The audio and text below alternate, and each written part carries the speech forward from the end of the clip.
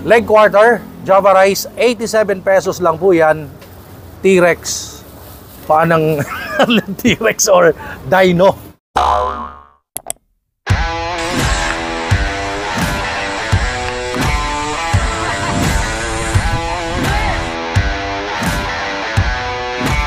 you ready?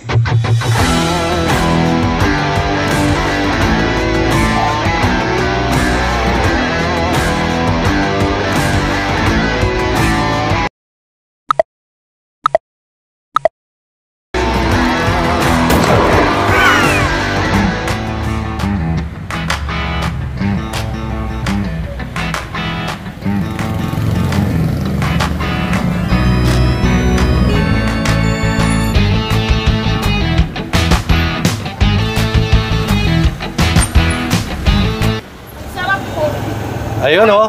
Kita nyo naman, nag-enjoy ang mga kababayan natin. Andito tayo sa tinaguriang Dino Fried Chicken sa lugar na ito. At kasama po natin ngayon ang owner. Sir, magandang araw, magandang tanghali po. Magandang tanghali po. Good morning, good morning. Good morning, magandang tanghali, magandang gabi po sa inyong lahat. Sir, ano pong pangalan nyo? Ako po si Ram Santiago, ako po yung owner ng The Fritos of Manila. Dito po kami matatagpuan sa kanto ng Felix Huertas at Pambang, Santa Cruz, Manila.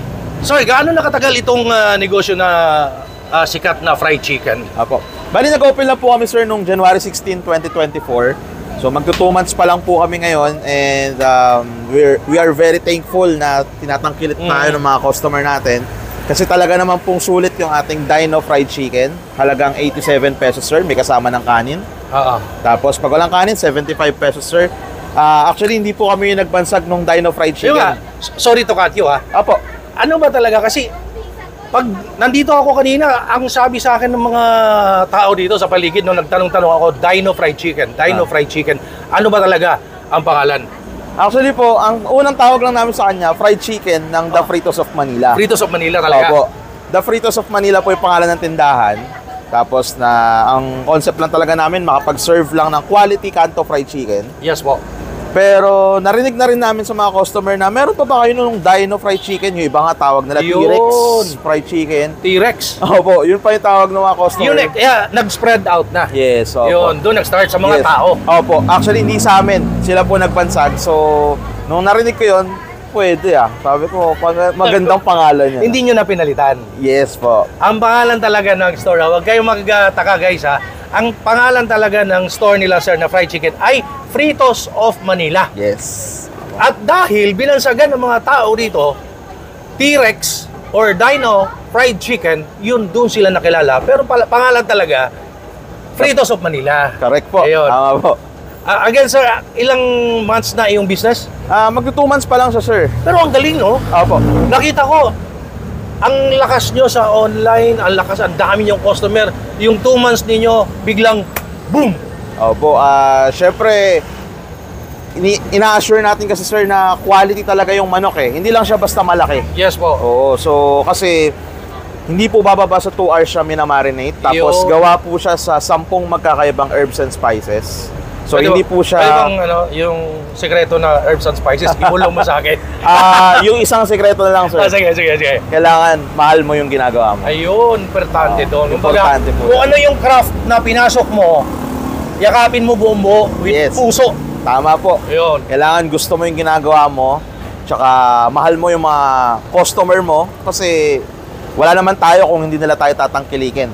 Sir, sana marami pa kayong ang wish ko, kasi kaya ako pupunta sa ganito, ang aim ko makatulong sa mga SMEs, small-time entrepreneurs, mga nagsisimulang magnegosyo, kasi sa lingid ng kaalaman ng lahat, meron din po akong kainan, meron din akong negosyo. So, kaya sa mga itong paraan, sana makatulong ako sa... Salamat, sir. At sana dumami pa ang iyong branch sa buong Pilipinas. Salamat at po. Marami pa kayong mapatikim na dinosaur, T-Rex na fried chicken na sa abot kamay ng ating mga bulsa. Tama po. Sana, sir. Opo. Sa panahon ba ngayon, meron ng social media, meron ba kayong Facebook page, Instagram, TikTok, mga ganon? Yes po, meron po kaming Facebook page at TikTok account. Follow nyo lang po kami, The Fritos of Manila. Ayun. So, nandun din po yung mga contact numbers namin. Okay. And dun din na po namin ina-upload yung mga latest update. Okay, ganito yan. para walang ligaw, eto ilalagay ko yan, Fritos of Manila. Ito yung kanilang Facebook page. Ito po, TikTok, Instagram, hanapin nyo pa yan, Fritos of Manila. I-try nyo yan kasi balita ko, binasagan nga sa lugar na ito na T-Rex or Dino Fried Chicken. Ito, contact kayo dyan sa kanilang Facebook page para masuportahan naman natin sila. And sir, 2 months na kayo. Ang galing, ang sobra yung pagyakap, pagtanggap sa inyo ng mga tao. Message nyo bilang pasasalamat. Unang-una po, maraming salamat po sa Panginoon Diyos. Siya po ang dahilan ng lahat ng to. Pangalawa, maraming salamat po sa lahat ng mga sumusuporta at patuloy na sumusuporta sa The Fritos of Manila. Siyempre, yung mga hindi pa po nakakatry, subukan nyo po. Matatagpuan nyo lang po kami sa kanto ng Felix Huertas at Bambang, Santa Cruz, Manila. Malapit lang po kami sa LRT Bambang Station. At yun po, no, siguro kulang ang salitang pasasalamat sa lahat ng... Grabe, no? Opo, so sobrang thankful ko talaga sa mga customer natin. Kasi within, ang hirap i-achieve niyan, sir. Yes po. Sa 2 months ninyo, biglang boom. Opo. Di ba? Kita ko. Ang lakas, para trending siya. Opo. Tapos, nag-viral nga siya. Grabe, kasi napaka-affordable at masarap daw. Tama po. Ngayon, abangan nyo yan kasi hindi natin pwedeng palambasin yan. Kaya tayo nandito. Siyempre, titikman ko ang tinaguriang Dino T-Rex na fried chicken ng Fritos of Manila. Abangan nyo sa ating Tikiman Time. Sir, tikman ko na ha. Opo. Sana mag-enjoy kayo. Sa mga hindi pa po nakakatikim, sugod na po dito sa Felix Huertas at Bambang, Santa Cruz, Manila. Sugod na ha.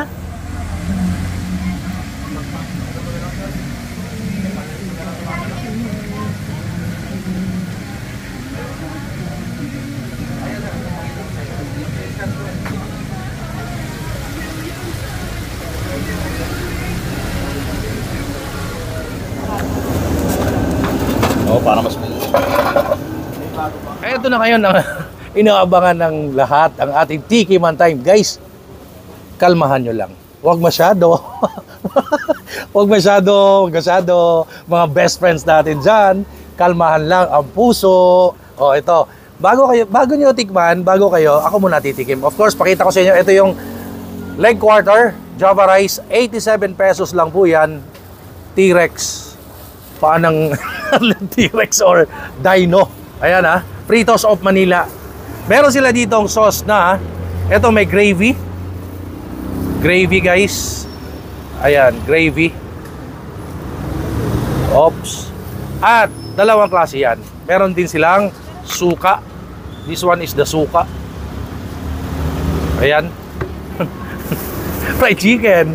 Ang laki nga naman ng fried chicken. Isipin mo ha, pag pumunta ka sa iba, hahatiin yan. Thigh part yun. Ito leg part. Magkano yun? Ito, buong leg quarter, 87 pesos lang. At may Java rice. Oh my God.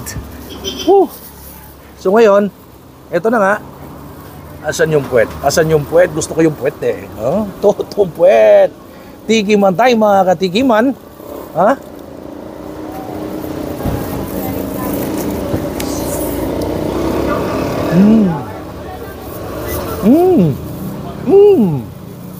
Crunchy. Juicy yung meat. And sobrang lambot yung meat. You know? Ayan guys, pakita ko sa inyo, habiyakan ko ha. Kita mo nagpuputukan yung balat. Yung balat nga. Pag balat, may pangontra yan. Suka, yan. Sausaw sa suka. Ayan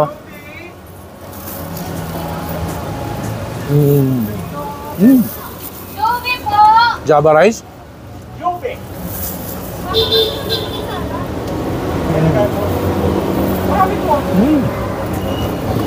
Sobrang sulit ko dito. Babayad mo dito.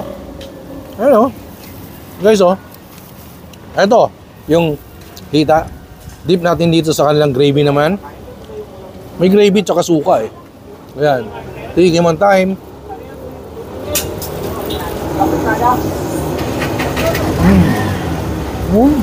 Ito 87 pesos. Fritos of Manila. Ito yung address nila. Punta kayo dito. Hindi ka magsisisi. Ang sarap. Murang-mura.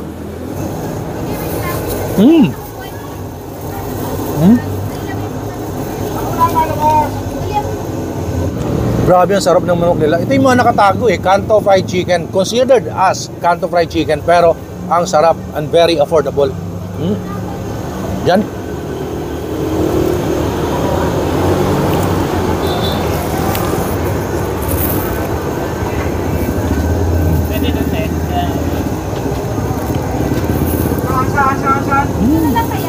Sarap.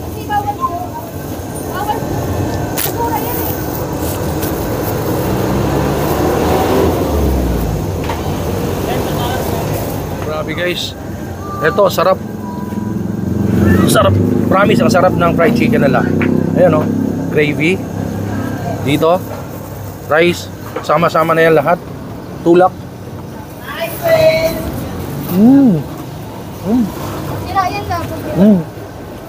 Ang crunchy ng fried chicken. Yung balat. Tapos yung meat. Ang linamnam.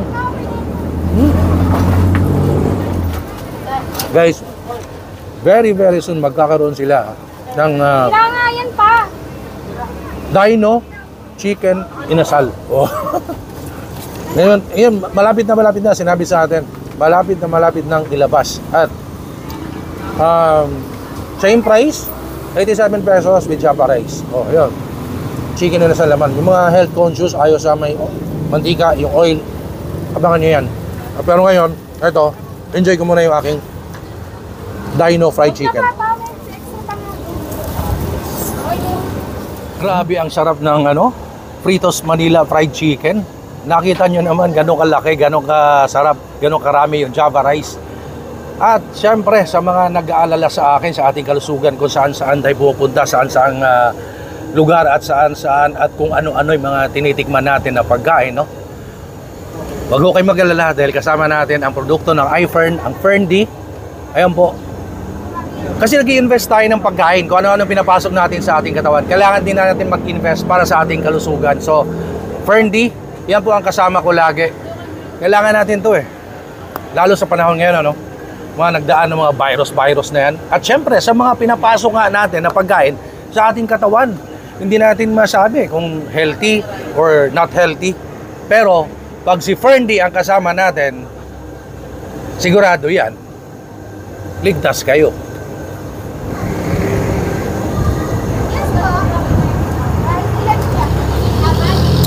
At kung paano umorder yan, kasi wala ito sa mga pharmacy, wala ito sa mga food supplement store. So, kontak kayo dito kay Mr. Peter Estrada. Ayan, sa kanyang Facebook page, phone number. Kailangan sa authorized dealer or distributor, diyan kayo kumontak kasi wala nga ito sa mga pharmacy or any food supplement store. Ayan, so tawag na. At ngayon, balikan natin ang owner ng itong Dino Fried Chicken ng Manila. Kita nyo naman, ang daming pila, ang haba ng pila, tanghali tapat, di ba? Ganong kalupit itong fried chicken ng Manila na tinatawag na Dino T-Rex Fried Chicken. So sir, natikman ko, grabe, ang laki talaga, very affordable, crunchy, juicy inside. Ang soft ng meat, lutong-luto, halos na perfect na. Yes. Grabe. So, kumikita pa ba? Kasi yung Java rice nyo, ang galing din para ka talaga nasa isang masarap na restaurant. Yes, sir. Kumikita ba? Kumikita naman po, pero hindi po ganun kalaki kasi 100% fresh po yung ating manok. Bagong katay ang kada madaling araw, kami po mismo yung buwibili at namamalengke niyan. Handpick po yan isa-isa para ma-maintain natin yung quality. Kung frozen na manok po kasi yung gagamitin natin, malaki po talaga ang kita. Pero nakakatakot kasi gusto natin quality yung manok na i-serve natin. Yeah. Kaya nagka-sacrifice kami ng hindi. Siyempre, of course, hindi naman tayo nagne-negative. May konti pa rin naman natitira. Ang importante po sa amin is ma-maintain natin yung quality ng manok at dumami po yung masaserve natin ng ating quality Kanto Fried Chicken. Kayo talaga namamalengke? Yes, sir. Bilib ako sa mga taong ganyan, humahanga ako sa ganyan kasi I feel them dahil meron din akong kainan, meron din akong negosyo. So, isang kahanga-hanga na kababayan natin kaya dapat nating suportahan. Pumunta po kayo dito, suportahan natin yung mga ganitong SMEs, mga small time entrepreneurs. Mga nagsisimula pa lang, 2 months pa lang sila Biruin mo, kumakain nga tayo sa yung mga bubuyog, yung mga sikat na mga fried chicken o kung ano-ano mga fried chicken na yan, malalaking restaurant, pumunta naman kayo dito, Ritos of Manila, ang tinaguriang T-Rex Dino Fried Chicken. Ako na po nagsabi sa'yo, makakasulit kayo rito. Sir, any last message? Please invite them. Apo, maraming salamat po sa lahat ng mga kababayan natin na sumusuporta sa The Fritos of Manila. Sa mga hindi pa po nakakasubok, sugod na po kayo dito sa kanto ng Felix Huertas Road at Bambang Street, Santa Cruz, Manila. Dito nyo po matatagpuan ng The Fritos of Manila ang pinipilahan na quality kanto fried chicken o tinatawag nilang Dino Fried Chicken. Sigurado pong sulit ang inyong matitikman sa ating Dino Fried Chicken. Ayun, no? So, thank you so much, sir, for having me. Thank you so much sa pag-accommodate. Alam ko busy kayo, pero in-accommodate po ninyo ako. Salamat po. It's our pleasure, sir, na ma-interview po ninyo at ma-feature po sa inyong YouTube channel. Ayun. At ma-invite po yung ating mga customers. Yes. Ito talagang gusto kong puntahan yung mga ganitong kainan. Parang nagsisimula pa lang. Gusto ko itong tulungan. Kaya ako nananawagan, pumunta kayo dito. And please, like, comment, share, subscribe sa aking YouTube channel para mas marami pa kayong makita at ma-adventure ng mga food na pinipicture natin na ito yung mga nagsisimula pa lang. Gusto ko tulungan sila, buhayin, akayin sila para umunlad at marami pa silang mapatikim, mapakain na masarap at very affordable na Filipino food dito sa Pilipinas. Thank you so much, guys. Stay safe, everyone. Eat well, everyone. Thank you, sir. Thank you, sir. Thank you po. Salamat po. Hi sa lahat ng ating viewers. Please subscribe kay Noel Vlogs. And please click the notification button para ma-notify kayo pag may mga bago siyang video tungkol sa chicha. Ingat!